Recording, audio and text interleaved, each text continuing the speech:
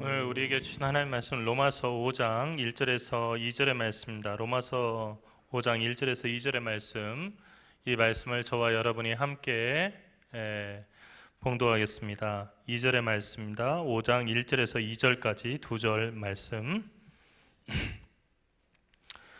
그러므로 우리가 믿음으로 의롭다 하심을 받았으니 우리 주 예수 그리스도로 말미암아 하나님과 화평을 누리자. 또한 그로 말미암아 우리가 믿음으로 서 있는 이 은혜에 들어감을 얻었으며 하나님의 영광을 바라고 즐거워하느니라. 아멘. 오늘 우리 권사님 기도해 주신 것처럼 여러분들 바자회를 하시느라고 수고 많으셨습니다. 사실은 이게 이윤을 남겨서 장사하자고 한다면 이렇게 못 하실 거예요. 그런데 제가 며칠 동안 그거 준비하시는 거 봤고, 그리고 이렇게 사실 다 어떻게 보면 연세가 있으신 분들인데 힘들고 그런 가운데서도 기쁨으로 이렇게 준비하시는 거 봤습니다. 거기에 그 주님의 사랑이 있기 때문인 줄 믿습니다. 또 이게 쓰이는 곳마다 우리 주님 영광 드러나는 거 그거 알고 이렇게 섬겨 주신 줄 알고, 그렇게 참 바라보는 모습도 저도 기쁘고 또 즐거웠습니다. 주님께서 여러분 모두의 수고를 통해서 얻어진 그 수익을 통해서 우리 교회가 주님께서 원하시는 그 아름다운 일에 쓰임 받을 수 있기를 간절히 바랍니다. 그리고 또 우리 수험생들을 위해서 기도해 주시기 바랍니다. 우리 교회가 주일날 8시에는 수험생들 학원생 예배가 있어요. 학원생. 제가 이제 학원생 예배에 보면은 학생들이 눈도 떠지지 않은 상태에서 이렇게 옵니다. 그래서 이렇게 해서 눈도 떠지지 않은 상태에서 차에서 내리고요. 눈 감고서 계단을 올라와요. 넘어지지 않을까 하는데 눈 감고 이렇게 와서, 그리고 이렇게 해서 이제 말씀을 갖다가 정말 그 무거운 눈을 치켜들고 말씀을 듣습니다. 제가 거기서 큰 힘을 얻습니다. 여러분, 그 어린 학생들이 그 시간에 예배 안 드리고 잔다고 해서 그 부모가 말리겠어요? 나 공부해야 되니까 좀 더 자야 한다고 하면 그 부모가 말리겠습니까? 그런데 하나님께 예배 드리고 공부해야겠다 해서 그 피곤한 몸을 이끌고 이렇게 오는 거예요. 여러분, 정말 우리나라는 그런 의미에서 제가 이제 신문을 볼 때마다 야, 우리나라는 큰일 났다 싶은데, 올림픽 보면서 야, 우리나라 아직까지 희망이 있다. 젊은 사람들에게 하나님께서는 많은 복을 주셨구나 생각되고, 제가 아침 그 학원생 예배를 드리면서 또 많이 제가 희망을 봅니다. 그런 믿음의 그 청년들이 아직까지 남아 있는 거예요. 여러분, 이렇게 이제 11월 달 시험이 끝나고 나면 아침 학원생 예배가 이제 계속 나오던 학생들이 이제 딱 멈춥니다. 왜냐하면 이제 시험 봤잖아요. 그리고 새로운 학생들이 이제 들어오기 시작해요. 12월 달이 되면. 그리고 또 1년이 갑니다. 그렇게 몇 년 이렇게 하다 보니까 사실은 한 번도 우리 교회 다니세요, 우리 교회 등록하세요 라는 얘기를 하지 않았지만, 우리 교회 등록해서 이렇게 열심히 또 섬기는 그런 분들도 계시고 그 가정들도 있고요. 그리고 또 대부분은 그렇게 이제 대학을 가서 딴 데로 가지만, 저는 그렇게 생각해요. 우리 교회가 하숙집이 돼야 한다고 생각합니다. 그래서 신림동 그 고시촌 하숙집이 돼서 정말로 많은 그 젊은이들을 축복하고, 그리고 앞으로도 믿음으로 주님과 함께 동행해라 그 격려하고, 그리고 가장 어려울 때 그들에게 기도의 동지가 돼서 정말 잘 섬겨서 믿음의 사람으로 세워가는 일을 우리가 해야 한다고 생각합니다. 우리는 보내지만 나중에 그분들이 우리 한국교회를 이끌고 나가고 또 한국교회를 채우게 될 거예요. 우리는 저수지를 준비하는 그런 교회가 되어야 됩니다. 당장 먹을 우물이 아니라 저수지가 되어서 정말로 많은 논에 물을 대주고, 그리고 많은 곡식들을 자라게 하고 거기에 물고기들이 자라게 하는 그런 저수지가 되는 그런 교회가 되기를 간절히 바랍니다. 오늘 기독교 강요 계속해서 기독교 강요 여러분 믿음의 본질, 믿음으로 의롭게 됨이라고 하는 그 주제를 줍니다. 종교개혁에 있어서 가장 중요한 그 주제가 바로 믿음으로 의롭게 된다는 이신칭의라고 하는 사자성어로 그렇게 얘기를 하는데, 믿음으로 의롭게 된다, 이신칭의. 그런데 의인, 의인이라고 하는 것, 의롭다고 인정하는 것, 칭의, 의롭다고 칭하는 것, 여기에 핵심이 있는데, 우리가 이것을 잘못해서 의로운 사람, 의로울 의자에다가 사람인 자에서 의인인 것처럼, 그래서 우리가 의롭게 되는 것이 바로 믿음인 것처럼 그렇게 생각하는 거예요. 근데 그렇지 않고, 이거의 핵심은 우리를 의롭지 못한데 의롭다라고 얘기해 준다는 겁니다. 칭이라고 하는 것은 문지돌이라고 이렇게 얘기를 했어요. 문지돌이. 여러분, 문지돌이라고 하는 말 아시나요? 문지돌이. 이게 그 우리나라 말인데요. 문지돌이라는 것이 뭐냐면은, 옛날 그 집들을 보면요, 그 부엌문이라든지 이렇게 이 앞에 앞에 그 대문을 갖다 이렇게 달을 때 돌을 박고요, 거기다가 구멍을 내 가지고 거기에 문 그 축이 거기에 꽂히게 한 게 있었어요. 저렇게 움푹 패놓는 거죠. 거기다 이렇게 넣는 거예요. 그래서 이렇게 돌아가는 거예요. 그 문 그 고리가. 그걸 보고 문지돌이라고 합니다. 근데 이 그 칭의라고 하는 것, 하나님께서 우리를 의롭다라고 불러주시고 의롭다고 인정해 주시는 것을 이 켈빈은 종교가 축을 삼아서 돌아가는 문지돌이라고 했어요. 그러니까 우리의 신앙이 이것 없이는 불가능하다는 거예요.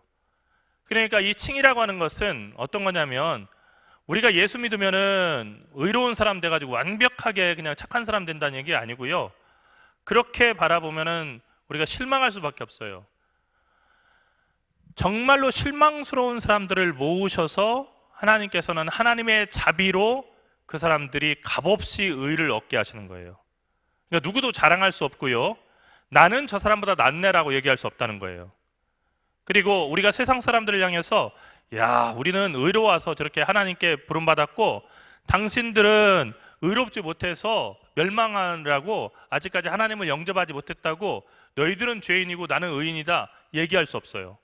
왜냐하면 똑같은 사람들을 정말 형편없는 사람들을 다 불러서 그 사람들을 갖다가 귀하다고 인정해 주시고 의롭다라고 칭해 주신 것이 하나님의 자비이기 때문이에요.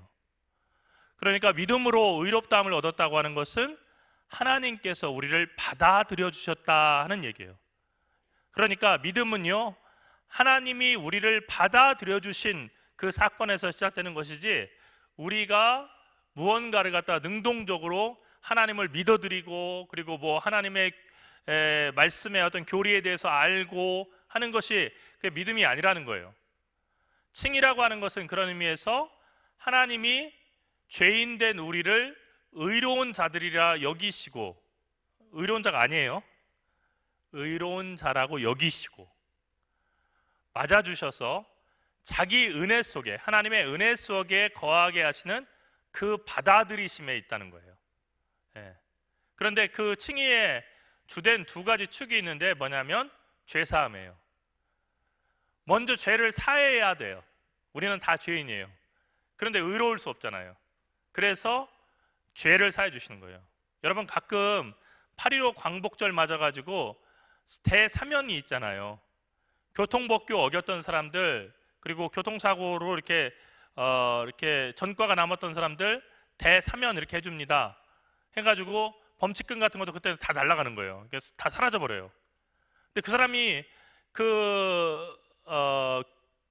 교통법규를 어긴 거, 그 과거의 사실이 지워지는 걸까요? 아니에요. 그 사실은 있어요. 그럼에도 불구하고 이 사람에게 범칙금을 더 이상 물리지 않고 다 용서해 준다는 것뿐이에요. 그래서 칭이라고 하는 것은, 하나님이 우리를 의롭다고 하시는 것은 우리가 어떤 자격이 있어서 율법 잘 지켰으니까 너는 이 정도 점수면은 너는 합격이야 하는 것이 아니고, 도저히 우리는 하나님 앞에 설 수 없는 존재인데 하나님이 죄를 사해 주셨다 하는 것이 첫 번째 의미예요. 두 번째로 그리스도의 의의 전가예요. 이게 무슨 얘기냐면요, 다 한자로 돼 있어서 조금 어려울 수가 있는데, 우리에게는 의가 없어요. 그런데 그리스도에게는 의가 있어요.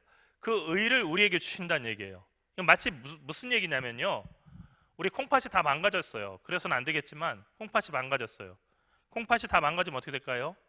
투석을 하고 막 그래야 돼요. 그런데 오래 살 수가 없어요. 그냥 놔두면요.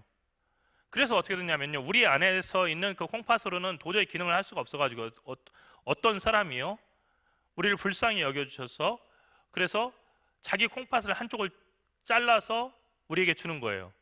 그래서 그 콩팥을 갖다 붙였어요. 그래서 살게 된 거예요. 그러니까 예수 그리스도께서 우리 안에 없는 의를, 그분의 의를 우리에게 주신 거예요.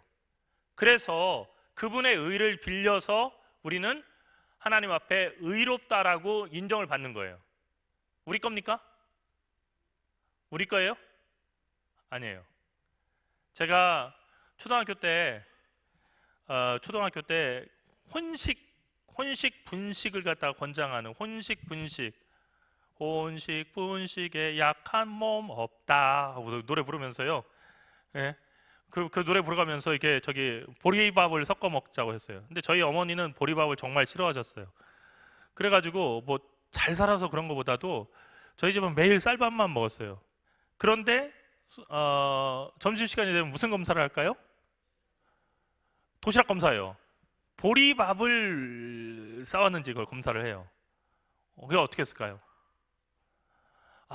그때는 제가 시골에 살았었는지 모르겠지만은 굶는 친구도 있었어요. 그런데 이제 어떤 친구가 시골에 농사를 짓는 친구가 있었는데 항상 보리가 더 많았어요, 쌀보다. 그래서 그 친구는 점심 때 되면 인기가 많아요. 예. 그래서 어떻게 해요? 보리밥 안 싸우면 걸려가지고 남아서 청소하고 와야 되니까요. 10원 주고서 이렇게 보리를 갖다가 이렇게 몇 알 사는 거예요. 그래서 어떻게 했죠? 도시락에다가 박아요, 이렇게. 그런데 이제 선생님이 이제 진화하시잖아요. 어떻게 해요? 도시락 뒤로 뒤집어. 그래서 뒤를 보는 거예요. 그러면은 거기 섞여 있지 않으면 어떻게 돼요? 걸리잖아요. 그래서 어떻게 해요? 근데 나중에는 뒤로 막는 거예요. 그래서 점심때가 되면, 점심시간이 되기 전에 뭐 3시간 정도 끝나면은 정말 그 친구하고 막 그 모종의 협상이 되는 거예요. 그런데 어떤 때는 같은 반 친구기 때문에 다투는 때도 있잖아요. 이렇게 약간 기분이 안 좋을 때도 있잖아요. 보리 안 빌려줘 하면 어떻게 돼요? 그날은 걸려가지고 이제 남아야 되잖아요. 그러니까 저는 가끔 그 생각을 하는데요, 주님의 의로우심이 보리밥이에요. 보리알이에요. 그 주님의 도시락에 있는 그 의로움을 우리 거에다가 심어주시는 거예요. 그래서 우리가 도시락 검사를 넘어갈 수가 있는 거예요. 근데 우리가 아무리 막 공들여서 야, 쌀에다가 줄 그어가지고 이렇게 보리처럼 만들어야지 하고서는 그 연필로 이렇게 거기다가 줄을 그은다고 해서 보리가 될까요? 안 되는 거예요.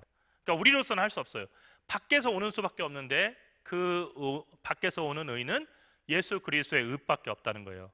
그래서 암브로시우스라고 하는 교부는요, 죄에 대한 고백, 이것은 합법적인 칭의다라고 얘기했어요.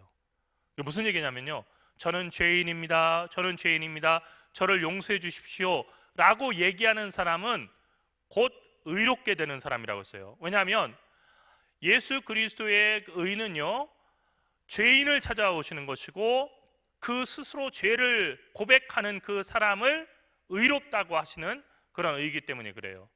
그러니까 죄사함이라고 하는 것과 그리스도의 의의 전가는 한 세트라는 거예요. 우리가 죄를 갖다가 고백하지 않는데 그리스도께서 갑자기 우리에게 오셔서 보리알을 박아주지 않으신다는 거예요. 그리고 우리가 의롭게 되는 것이 아니에요. 자기 죄를 알게 하시고 그리고 그 죄를 주님이 사해 주시고 은총으로, 그리고 그분의 의를 우리에게 주심으로써 우리가 구원함을 받는 거예요.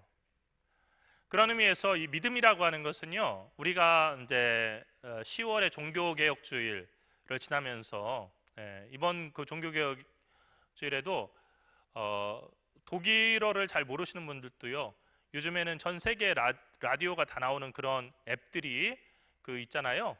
그런데 이제 10월 31일 우리로서 이제 11월 1일 어제 이제 10월 31일 독일은 그날이니까 하루가 이렇게 틀리니까요. 그러니까 이제 이렇게 틀어보면은 독일어를 모르는 분도 뭐뭐뭐뭐뭐 루터 뭐뭐뭐뭐뭐 루터 그리고 뭐 계속 루터스 그리고 계속 나오는 얘기가 그런 얘기를 들을 수가 있어요. 근데 그 얘기는 뭐냐면 종교개혁자 루터에 관한 얘기예요. 우리가 종교개혁하면 루터 생각하고 그리고 믿음 생각해요.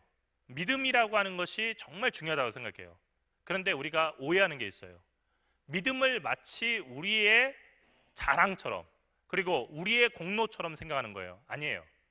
믿음이라고 하는 것은요, 켈빈은 분명히 얘기했어요. 믿음은 그 자체로 아무런 가치가 없다. 마치 뭐와 같으냐면 여기 이 깨진 질그릇과 같다고 했어요. 여기 그릇 보세요. 여기 그릇들이 다 깨져가지고 이렇게 붙여놨어요.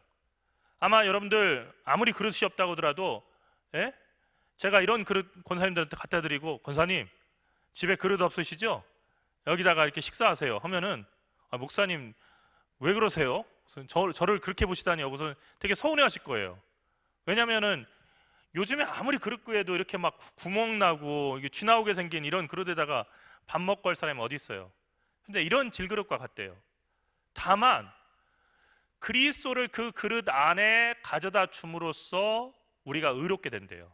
그러니까 빈 그릇일 때는 아무런 가치가 없는 거예요. 그런데 그 그릇에 그리스도가 담김으로써 질그릇이었던 우리가 완전히 다른 존귀한 존재가 되는 거예요. 그런데 중요한 것은 믿음은 도구라는 거죠. 그러니까 이 그릇이 아무리 좋다 하더라도 이 그릇과 비교 안 되게 고려 시대 때 만들어진 청자라고 합시다. 고려 청자라고 합시다. 하나에 몇 억짜리 그 청자라고 그거 먹을 수 있어요? 먹을 수 없는 거예요. 그것은 음식을 담기 위한 도구, 물을 담기 위한 도구밖에 안 되는 거예요. 거기에 담겨야 되는 정말 중요한 그 알맹이가 뭐냐면 그리스도시다. 그리스도가 담기면 질그릇 같은 우리가 변한다는 거예요. 그래서 칭이라고 하는 것은요, 우리가 잘 할 것은 하나님이 우리를 의롭다고 하셨다고 해가지고 그러면 나도 예수님과 거의 동격으로 나도 의로운 사람이구나. 아니에요. 그리스도의 신성함에 우리는 동참할 수 없어요. 다만 그리스도께서 인간의 육신을 입고 이 세상에 오셔서 살아가셨는데 거기에서 십자가에 달려 죽으신 그 놀라운 사건에서 그분의 의가 우리에게 전가됨으로 말미암아, 그러니까 예수께서 인성을 입고 이 세상에 오셨을 때 철저하게 순종하신 그 순종하심으로 말미암아 그 의가 우리의 의로 인정되었다는 거예요. 그러니까 칭이라고 해서 우리가 예수 그리스도만큼 그리고 예수 그리스도처럼 의로워졌다는 뜻이 아니라, 여러분 잘 기억하세요. 하나님께서 그래도 의롭다라고 인정해 주셨다는 거예요. 아멘? 아멘? 예. 그러니까 여러분 거기에서 인간에 대한 사랑이 나올 수가 있어요. 인간은 사랑받아야 될 존재이지 인간은 믿을 존재는 아니에요. 그러니까 사람은 상당히 실망스러운 거예요. 그런데 교회를 다니다 보면 이렇게 실망스러운 사람들하고 어떻게 신앙생활해? 예수 믿으면서 이렇게 대단히 실망스러운 게 사람들이에요. 그런데 그러한 실망스러운 사람들을 하나님은 사랑하셨다는 것이 복음이에요. 그러니까 하나님이 그 사람을 의롭다라고 인정하셨어요. 예? 의롭다고 인정하셨으면 어떻게 하냐면요, 그 사람은 들어올 수가 있어요.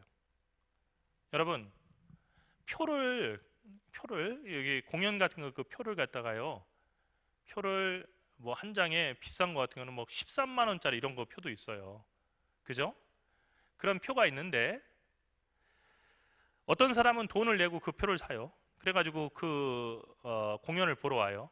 근데 어떤 사람은요 초청권을 받아가지고 VIP석에 딱 앉아가지고 이렇게 봐요. 근데 이 초청권을 받은 사람은 자기가 돈 낸 거예요, 안 낸 거예요? 안 냈어요. 이 사람이 돈 안 냈으니까 이 사람은 자리에서 일어나세요. 돈 냈어요, 안 냈어요? 저는 제 돈 내지 않았는데요. 그럼 일어나세요. 일어나야 될까요?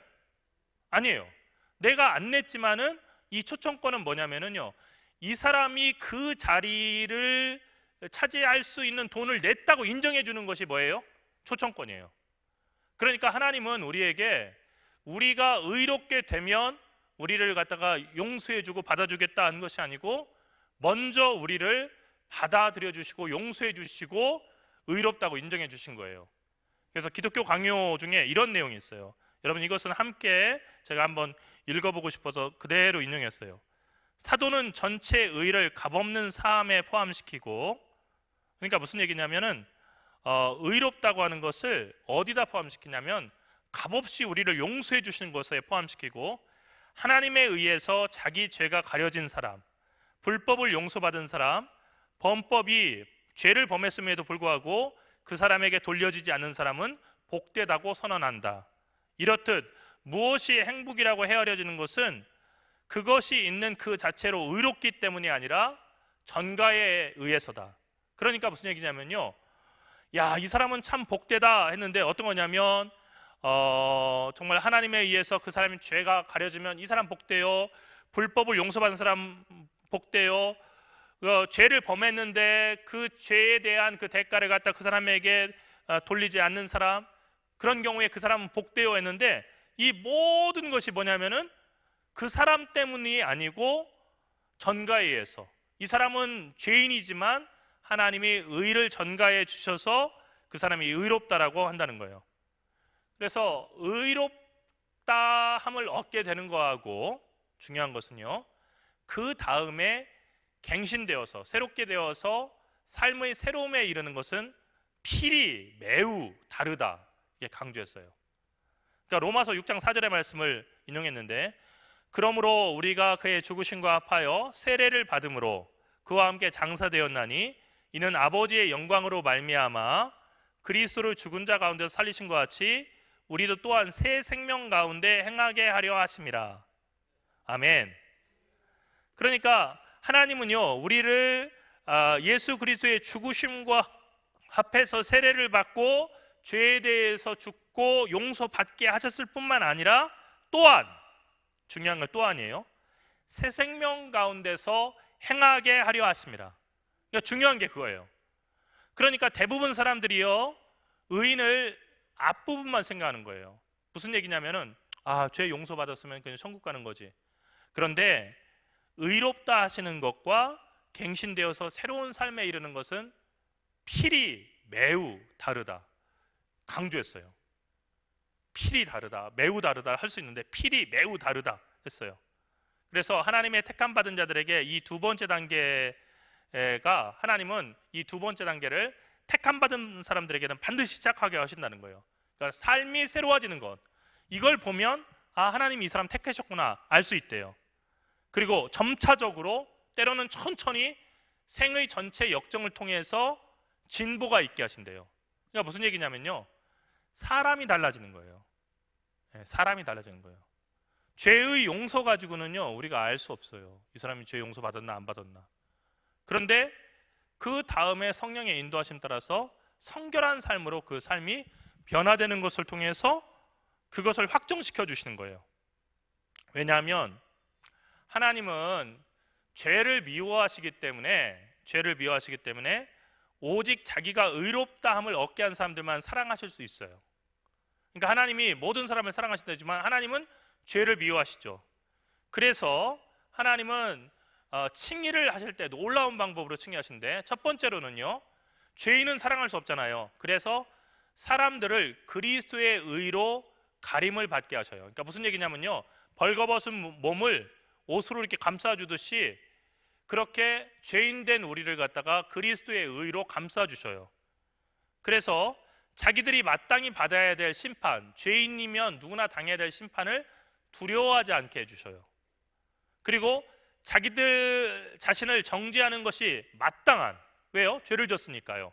그런 경우에서도 자기들 밖에서, 무슨 얘기냐면요, 우리 자신이 아니라 우리 자신 밖에서 의롭다라고 헤아려지게 만드신다는 거예요. 그러니까 무슨 얘기예요? 하나님께서 우리에게 주시는 모든 것, 그것이 우리의 공로와 연관된 것은 아무것도 없다는 거예요. 그래서 성경은 이 모든 것을 통해 가지고 하려는 건 뭐냐면요, 우리 자신의 행위를 보는 데서 돌이키도록 해요. 무슨 얘기냐면요, 자꾸 나 자신을 보면서 내가 이런 것은 의롭고 내가 이것은 남들보다 낫고, 그래서 그걸 보지 말게 하고요. 오직 하나님의 자비와 그리스도의 완전하심만을 바라보게 하는 거예요. 마치 뭐와 같으냐면요. 여러분, 암에 걸렸어요. 어떤 분이 암에 걸렸어요. 근데 암에 걸린 환자들이 가장 많이 듣는 얘기가 무슨 얘기예요? 어떤 얘기 들을까요? 여러 얘기 들을 거예요. 이 병원에 가봐라, 저 병원에 가봐라, 그 얘기도 들을 거예요. 근데 중요한 것은요, 암에 걸린 분들이 많이 적용한 게 뭐냐면은, 야, 병원 약 소용이 없다더라, 이거 먹으니까 누구 났었다더라, 이거 먹으니까 저기 했다더라, 그런 얘기 많이 듣게 돼요. 병원 가지 말고 이거를 먹으면 다 낫는다고. 그래서 어떻게 되냐면 결정적인 치료 시기를 놓치게 돼요. 그래서 결국 가장 중요한 게 뭐예요? 이런저런 얘기를 듣지 말고요, 그렇게 좋은 약 같으면 사실은 병원에서 왜 안 쓰겠어요? 그러니까 병원에 가는 거예요. 병원에 가서 정확하게 진단을 받는 거예요. 그 다음에 식이요법도 필요한 거고 그런 건데, 근데 걸렸는데 그냥 그 치료를 받으려고 하지 않고, 야, 누가 뭐 소금에다가 뭐를 넣어가지고 어떻게 이렇게 먹으니까 깨끗하게 나았대. 뭐 그 얘기만 듣고 그 얘기들만 추적하느라고 몇 년을 갖다가 더 살 수 있는데, 그것을 따라가다가 그냥 몇 개월로 줄어들어 버리는 거예요. 그러니까 어떻게 해야겠어요? 똑같은 거예요. 우리의 행위를 바라보는 게 아니라 오직 뭐를 의지해야 되냐면요, 하나님의 자비와 그리스도의 완전함만을 마치 거지가 동냥을 하듯이 하나님 내게 주시옵소서 하고 바라보게 하는 거예요.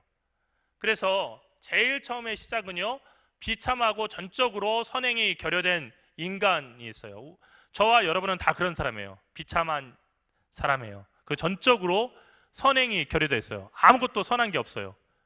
그 다음에 뭐가 있냐면요, 하나님의 순전하고 값없는 선하심이 있어요. 그 하나님께서 그 선하심을 가지고 어떻게 했냐면요, 죄인인 사람을 포용해 주셔요. 죄인인데도 불구하고 불쌍히 여기셔서 포용시켜 주셔요. 그리고 어떻게 되냐면요, 죄인을 감동시키셔요. 성령의 감동이 그거죠. 감화 감동이라는 게 그런 거예요. 그 하나님을 의식하게 하셔요. 그리고 그 다음으로 자기 행위에 좌절하게 해요. 무슨 얘기예요? 내가 스스로 의로워져서 하나님 앞에 서려고 하는 그런 모든 노력들은 쓸모없는 거구나. 그래서 구원 전체를 누구에게 맡겨요? 하나님의 자비에게 맡기는 거예요. 예.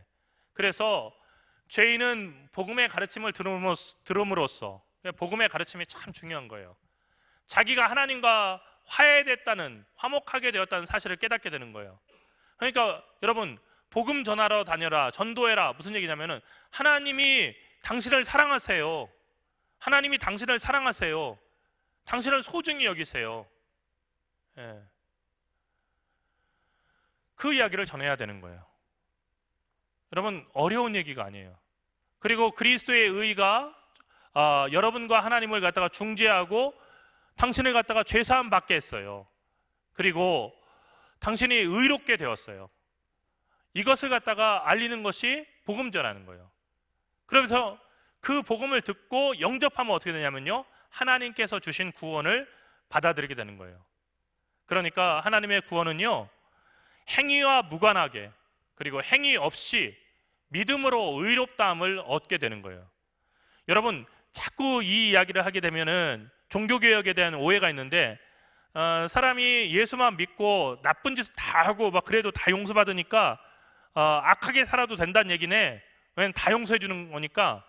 그것은 이 말씀을 오해하는 거예요. 왜 종교개혁자들이 행위와 무관하게 행위 없이 얘기했냐면요, 하도 인간의 어떤 율법적인 행위를 가지고 그것으로 하나님 앞에 인정받으려고 하는 것이 더 보편화가 됐기 때문에 안 돼. 아무 행위로도 안 돼. 너는 절망해야 돼. 그리고 오직 하나님으로부터만 도움이 올 수 있어. 이렇게 이야기하기 위해서 강조한 거예요. 믿음이라고 하는 것은 복음이 부여하는 의의를 받아들이는 거예요. 복음은 어떤 얘기예요? 하나님이 우리를 사랑하셔서 우리가 아직 죄인 됐을 때 우리를 용서해 주시고 아들 예수를 통해서 우리에게 영원한 생명 주셨다는 것, 그리고 우리를 의롭게 하셨다는 것을 받아들이는 거예요. 그러나 복음은 율법과 달리 의를 행위에 묶지 않아요. 그러니까 우리가 의롭다는 것, 우리의 행위가 다 의롭다 하는 거 하지 않아요. 오히려 하나님의 자비하심, 거기에만 우리가 우리의 의의를 갖다가 둘 수 있는 거예요. 그래서 마지막으로 어거스틴의 이야기를 함께 나누면서 오늘 말씀을 마치려고 하는데요. 이 세상에서 성도의 의는 덕성의 완전함보다 죄사함에 있다. 그러니까 무슨 얘기냐면요. 이 얘기 쉽게 하면요. 여러분 다 성도들이시죠? 아니십니까? 네. 성도들이시죠? 근데 성도라고 하는 말을 사실은 종교개혁 이후에는 잘 안 쓰기도 해요. 왜냐하면 그거 다 아시고선 그렇게 대답하신 거잖아요. 그죠? 성도를 갖다가 저기 하면 세인트예요. 세인트. 세인츠. 그게 성도예요. 거룩한 사람들의 무리예요. 예. 근데 세인트라고 하는 말은 뭐 성 프란치스코처럼 세인트 프란치스코. 그러니까 샌프란시스코가 세인트 프란시스코 아니에요? 예, 그렇게 저기 하기 때문에 이제 우리는 신도, 신자라는 말을 많이 쓰는데 여러분은 성도가 분명해요. 이 세상에서 성도의 의는 그 사람이 덕이 완전하다 하는 그런 뜻이 아니고 하나님이 그 사람의 모든 죄를 사해 주셨다 하는 것에 그 성도가 의롭다는 것이 있다는 거예요. 아멘? 아멘? 여러분은 의로운 사람입니까? 여러분은 의로운 사람이에요? 헷갈리죠? 예? 예? 이렇게 헷갈리는 게 맞는 거예요. 왜냐면은요, 루터도 그런 얘기했어요. 우리 모든 그리스도인들은요, 용서받은 죄인이라고 얘기했어요. 그러니까 용서받았어요. 그러니까 의로워진 거예요. 그러나 여전히 우리는 죄인이에요. 이 세상 속에서 우리는 죄와 싸우되 피 흘리기까지 싸우라고 하는 사도 바울의 그 말씀 계속해서 우리에게는 떼어놓을 수 없는 말이 되는 거예요. 그러나 하나님은 우리를 이미 사랑하셨어요. 이미 용서하셨어요. 우리를 받아들여 주셨어요. 우리를 하나님 자녀 삼아 주셨어요. 그 은혜 속에서 우리가 가는 거예요. 넘어질 때 있어요. 다시 일으켜 주셔요. 그리고 끝까지 싸워서 이기게 하실 거예요. 그 은혜가 여러분과 늘 함께 하기를 간절히 축원합니다. 기도하겠습니다. 사랑하신 하나님, 은혜와 사랑 감사합니다. 우리의 죄에도 불구하고 우리를 사하여 주시고 우리를 의롭다 하시는 하나님의 은혜 가운데 우리가 서 있습니다. 주님의 그 은총 가운데 우리가 늘 감사하며 주와 동행하게 인도하여 주시옵소서. 사랑하신 예수 그리스도의 이름으로 간절히 기도드리옵나이다. 아멘.